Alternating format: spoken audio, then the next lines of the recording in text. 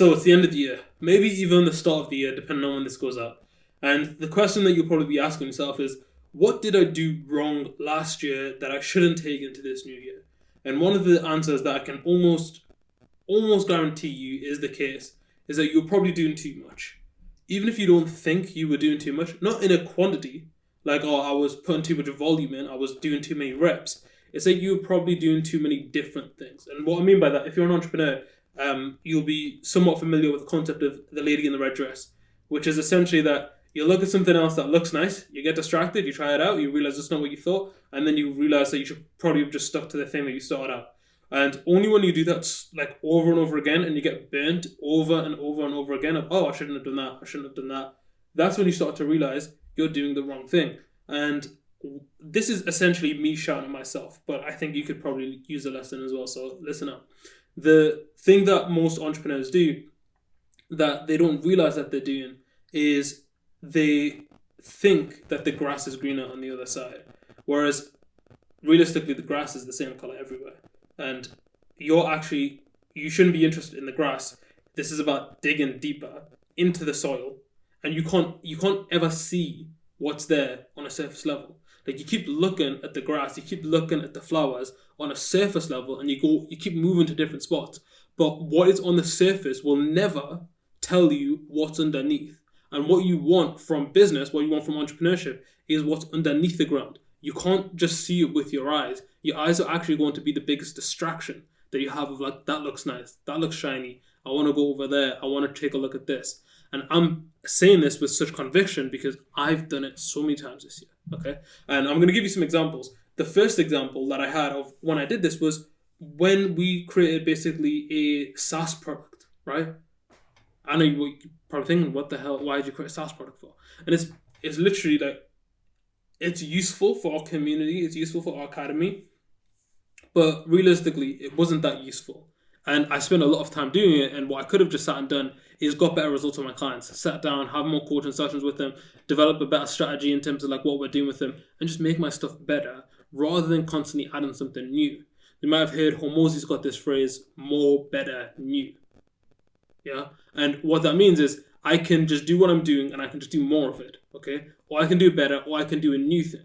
And he says he's so focused on more and better because new is very rarely the answer. And I didn't really understand what he meant. I didn't really understand what he meant by that, but now I'm starting to pick up on it a lot more. I realize that by switching to new things over and over again, you have a huge switching cost, right? Your attention is split, you're thinking about different things, you're trying to balance multiple things in one go, and as a result, nothing really gets done properly, okay? I've got clients that have got this problem where they keep looking at lots of different things and they think they can handle lots of different things. But when they realize how much work actually goes into getting one thing right, that's when the shift actually starts to happen for them. And they realize, oh, wow, okay, I can't sit and create a great client avatar and serve this client avatar alongside 4 other client avatars because I'm only one person. Or even if I've got a team, it's only 2 or 3 people and this person's a salesperson. Do I really want them to be selling to 4 different types of people? Do I really want my marketing to be attracting 4, 5, 6 different types of people? No. You want it to be attracting exactly who your target market is so you can bring the right people in, so you can sell to them. Okay? Like, it's not that complicated, but we make it complicated because when we put in effort and we don't get the results that we want, we start to think the answer is something new. I'm here to tell you, you're probably just not as good as you think you are. Okay? Like, you're just not that good. And the reason why you're not that good is because you haven't put the reps in. You haven't put the volume in. You haven't actually just done the thing over and over and over again to the point where you're probably sick of it and you're like, okay, I just need to keep pushing. The point where you're probably sick of it is probably the start of the journey, to be honest. Like, if you think about someone doing a lot of sales calls, how many sales calls do you think it takes to become a good salesperson? Anything under 1,000 is a lie. And if you haven't even done 1,000 sales calls, like, why are you like worrying about your close rate? You haven't been on enough calls. You haven't spoken to enough people. Like, you just fundamentally won't be that good because it's a new skill. It's something difficult. You've got frameworks that you can test. You've got different ways of greeting people that you can test. There's so many things that you can test just on sales calls. I'm not even talking about your product. I'm not talking about your marketing. Just on sales calls, there's so much volume that you have to put in to actually get good at it. It's like you constantly switching. Oh, actually, no, I'm going to do this sales call. And then you try the sales call, you try the sales call, you try the sales call, you do 10 sales calls for one service. After that, you think, I'm going to change my service now because people aren't buying it.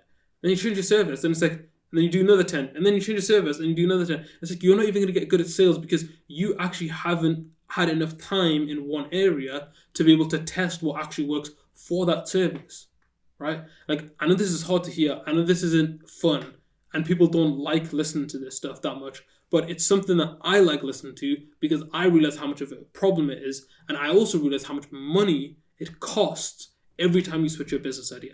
I also know how much money it costs when your employees aren't on the same pathway as you because you keep switching ideas. And then your employees are thinking, I don't even know where this guy's going. I don't even know what the plan is. Like, what's the 3-month plan? What's a 12-month plan? Where are we heading with this business? And if you don't know these things, it's because you're so prone to switching. You're so prone to looking at the next thing. You're not actually focused on making what you do good. Okay? So what I'm trying to advise you on is that if you're a business owner and you are thinking about what you want to do over the next year, I'm going to simplify it down for you. You want to have one primary goal, and that is going to be your filter for everything that you do. Okay? So for example, I actually have a good friend, Max, if you're watching this. He made a goal that he wants to partner with 60 trades. And he was just like, that's what he wants to do. He just wants to partner with 60 trades. Every single month, we're just checking in. Are you partnering with 60 trades? How many have you partnered with? How many have you partnered with? How many have you partnered with? And just that same number and over again. And the reason why that's so powerful is because his brain then focused on, okay, well, if I just got these people on, would that be enough? The answer was yes. So I just need to get these people on. Then the question becomes, how do I get these people on? And it's such a specific narrow problem, he can actually go about solving it, right? But a lot of the time, if you have 3 or 4 goals, 5 or 6 goals, 10 or 12 goals, where you're sitting there thinking, I want to make lots of money, I want to be really happy with the work that I do, I want to be able to travel on these days, I want to be able to do this, I want to be able to do that, I want to work with these kind of people, I want to work with these different brands, I want to follow to be at this level. Like, you actually don't realize what it takes to accomplish the first goal, right? Like, I actually think that there's going to be a great benefit to you writing all your goals down for what you want to accomplish over this year, and then crossing out 90% of them and saying, to hell with them, okay? I would like these would be nice, but realistically, if I'm going to achieve something this year, like 1 or 2 goals is enough, okay? Don't overwhelm yourself with lots of different goals, because I'm going to be honest, you're probably not going to hit them. Then you're going to beat yourself up. And if you are hitting 10, 12, 15 different goals over the course of a year because like you're spreading yourself out, you've either got a really, really good routine, which if that's what you want and you want to be quite varied, great. But if you want to be great at something, and often when you're in entrepreneurship and you're early on, you need to be great to be able to stand out. You need to be great to be able to actually build something useful. If that's the case, you want to focus your attention onto something as narrowly defined as possible. The more broad your goal is, the harder it's going to be to achieve. So if you're sitting there thinking, okay, I've got my 2025 planner laid out, I've got all these different things that I want to do, take a step back, cross out all the stuff that isn't actually that important, and then just focus on a couple. Okay? You can have bonus goals, you can have other things that you're working towards, other habits that might be important to you, but I'm telling you, like, just focus on like 2. Like, that's going to be enough. That is genuinely enough. But the hard part is sticking to it. The hard part is the accountability. The hard part's not getting distracted. The hard part not switching your goals 2 weeks into the year because you think, oh, actually, I found a different opportunity that's going to be better for me. It's like, no, you probably haven't. You just think the opportunity looks better because you don't like what you're currently doing. And you don't have the patience to stick with what you're currently doing. And because you don't want to actually put in the work to get good at what you're currently doing. And as a result, you're always going to be left behind. Trust me, even the new opportunity is going to require a ton of work.